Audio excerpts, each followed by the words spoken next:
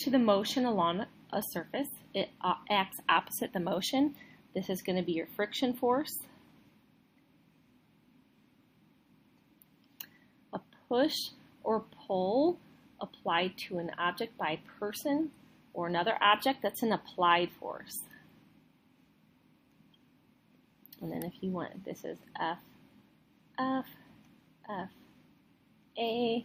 A supporting force from a surface is a normal force. A force that attracts two masses, also known as a weight force, is the force of gravity.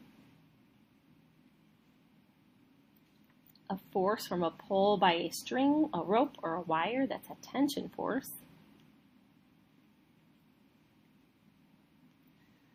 The tendency for an object to stay at rest or to stay in motion is inertia. And the sum of all forces acting on an object is the net force.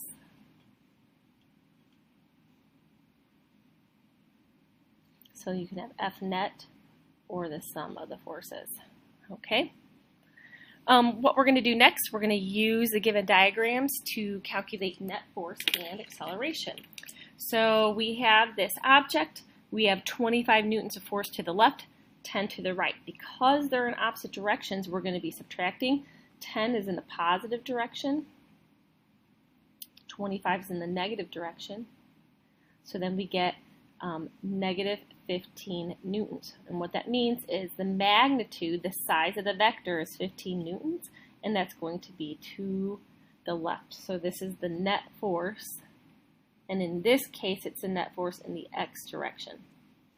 Now, for acceleration, I know net force equals mass times acceleration. That's Newton's second law. If I'm looking for acceleration, I just need to take the net force divided by the mass of the object. So for this one, I get the net force I found was negative 15 newtons. And the mass is 3 kilograms. So negative 15 divided by positive 3 is negative 5, which means I'm going 5 meters per second squared to the left. So negative means it's a left acceleration. Now, if you do this right, these two should always be in the same direction because net force and acceleration are always in the same direction.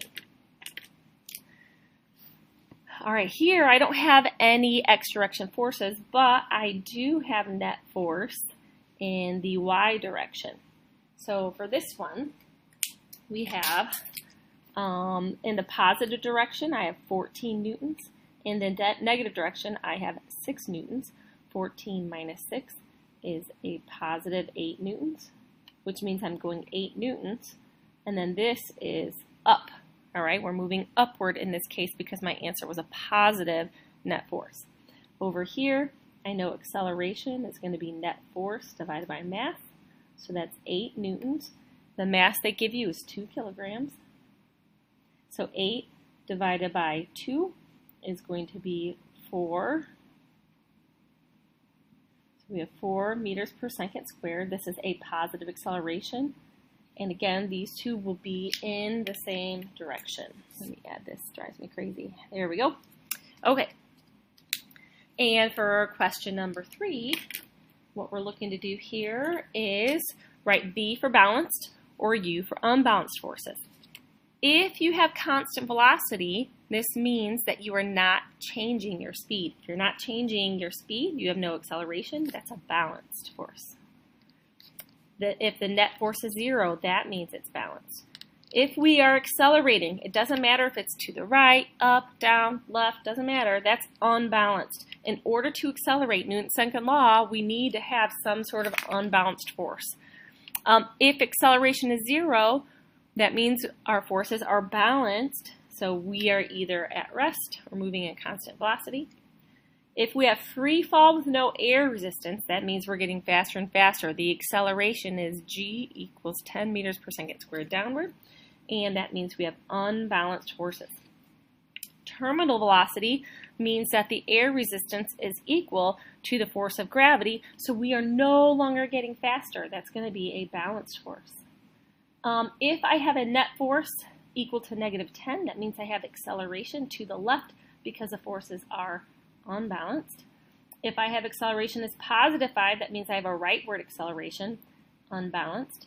And if I am moving with equilibrium, that means that the forces are balanced. All right.